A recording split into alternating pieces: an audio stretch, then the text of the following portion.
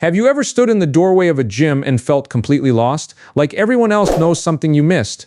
Now imagine walking in with a clear plan, knowing exactly what to do and why. That is the promise of this video. The gym after 50 is not about looking younger or competing with 20-something athletes. It is about one thing above all else, staying independent. I want you to picture this moment 5 years from now.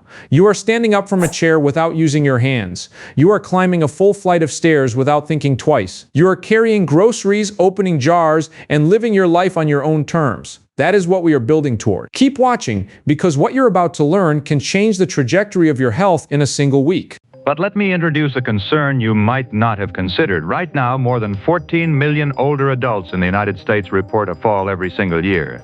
That is 1 in 4. Falls are the leading cause of injury for adults 65 and older. And here is the hidden pattern. Weakness and poor balance are not normal parts of aging. They are the result of disuse. When you stop challenging your body quietly starts to let you down. The question is not whether aging affects your strength. The real question is whether you will let it. So let us decode the gym into 4 simple categories. The first is aerobic or endurance activity. This is any movement that raises your heart rate and breathing. On a treadmill, a stationary bike, or an elliptical machine, you are training your heart and lungs to work efficiently. The second category is strength training. This is where you make your muscles work against resistance. It could be weight machines, free weights, resistance bands, or simply your own body weight. The third category is balance training. Think of heel-to-toe walking, step-ups, and standing from a chair. This is your fall prevention insurance policy. And the fourth category is flexibility work. It keeps your joints moving comfortably. Notice how each category serves a real-life function. You are not working out in the abstract, you are rehearsing for everyday life. Yet here is a surprising reality. A recent national health report found that only 13.9% of U.S. adults age 65 and older met the federal guidelines for both aerobic and muscle strengthening activity, 13.9%. Think about what that means. The vast majority of older adults are not getting the combination of movement their bodies need. The gym feels intimidating, yes. But the bigger obstacle is the belief that it is too late or too complicated. That belief is costing people their independence. Let me give you a tool that removes the guesswork. It is called the talk test. Here is how it works. If you are exercising at a moderate intensity, you should be able to hold a conversation, but you should not be able to sing. If you reach a vigorous intensity, you cannot say more than a few words without pausing for breath. Use that as your built-in gauge. For weekly targets, aim for at least 150 minutes of moderate aerobic activity spread across the week, or 75 minutes of vigorous activity, or a combination of the two. On top of that, you need muscle strengthening activity on at least 2 days each week, and do not skip the balance work. Imagine yourself using this simple test every time you step on the machine. But there is a deeper layer most people miss. The strongest evidence does not point to one magic exercise. It points to multi-component training. That means a blend of aerobic, strength, and balance work. If you only walk, you're missing muscle strength. If you only lift, you are missing cardiovascular endurance. If you ignore balance entirely, you're leaving your fall prevention insurance untouched. The combination is what moves the needle. The evidence is clear. Variety is not optional. It is the foundation. And the numbers on fall prevention are worth repeating. A major evidence review tied to the U.S. Physical activity guidelines found that regular physical activity reduced the risk of fall-related injuries by 32% to 40%. That includes severe falls requiring medical care or hospitalization. A 2024 review published in JAMA also found that exercise interventions reduced total falls and injurious falls in community-dwelling older adults. So when I tell you the gym is where you improve your odds of catching yourself, I am not using motivational language. I am reading you the research. Picture the difference between a year with a fall and a year without one. Now here is the part that often surprises people. Strength training is not reckless after 50. In fact, the National Strength and Conditioning Association states that a properly designed resistance training program is safe for healthy older adults.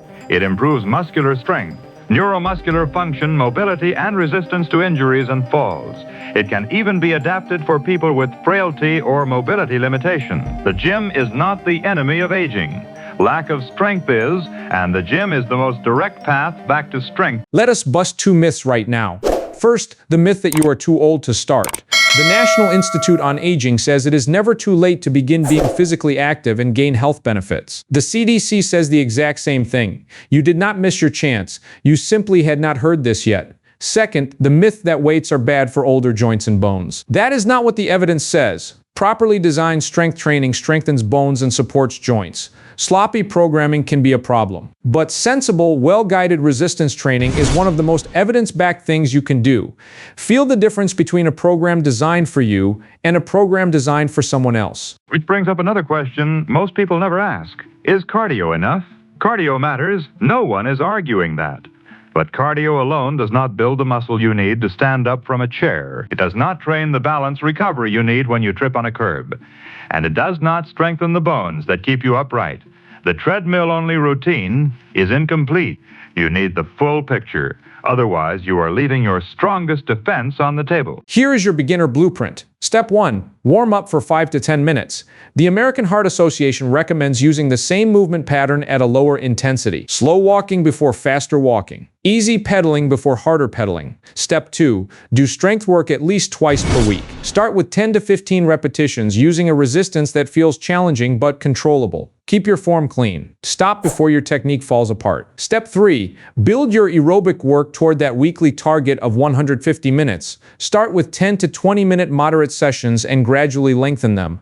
Use the talk test. If you can talk but not sing, you are in the right zone. But there is a hidden risk I want you to notice. The belief that if it hurts, it is working.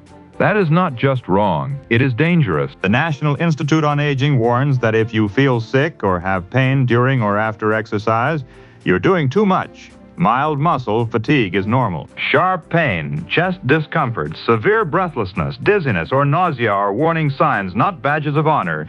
You have to learn to listen to your body, not push past it. Pain is information, not an invitation. Continuing the blueprint. Step 4 is balance work. If you ever feel unsteady on your feet, this is non-negotiable. CDC and WHO both recommend balance-enhancing activity 3 or more days per week. Heel-to-toe walking, standing from a sitting position, step-ups, and weight shifts are all excellent starting points. Do them near a sturdy surface so you feel secure. Step 5. Use basic technique rules. Breathe out during the effort. Breathe in as you relax. Do not hold your breath. Move with control. Leave the gym feeling worked, not wrecked. And what about the conditions that keep people on the sidelines? If you have arthritis, listen closely. The CDC says physical activity is safe and can actually reduce joint pain while improving function. Painful joints are not a reason to stop moving. If you have osteoporosis or worry about bone loss, weight-bearing and resistance training are recommended for bone health. But avoid high-impact exercise and jerky movements that could raise fracture risk. Strength and balance are your friends. Smart programming is your strategy. If you have diabetes or high blood pressure, the targets are the same, at least 150 minutes of moderate activity per week. But you start slowly and you check with your clinician about which activities are best. If you have heart disease, the American Heart Association says regular exercise helps control blood pressure. But if you have had a heart attack or stroke, talk with your healthcare team before starting. Step 6. Know your warning signs. If you feel pain, extreme shortness of breath, dizziness, chest discomfort, or nausea during exercise, stop immediately. Do not push through. If symptoms suggest something serious, call 911. Your health is not a test of endurance. Let me leave you with one more reality. The U.S. population aged 65 and older has grown to over 61 million people. That number is still rising. But here is the hopeful thread running through every major health organization. Some activity is better than none. All movement counts, and it is never too late to start. That is not a platitude. It is a scientific consensus. Your body responds to movement at every age. The only question is whether you will give it a reason to adapt. So let us bring this together. The gym after 50 is about strength, balance, confidence, and independence. You need aerobic activity, strength work on at least 2 days a week, and regular balance training. Properly designed strength training is safe and adaptable. It is never too late to start. And some activity is always better than none. Imagine yourself walking into your local gym or setting up a simple routine at home. You warm up, you move with control. You breathe through the effort. You leave feeling strong. 5 years from now, you will not look back and wish you had started later. You will be glad you started today. Keep watching for more and take action this week.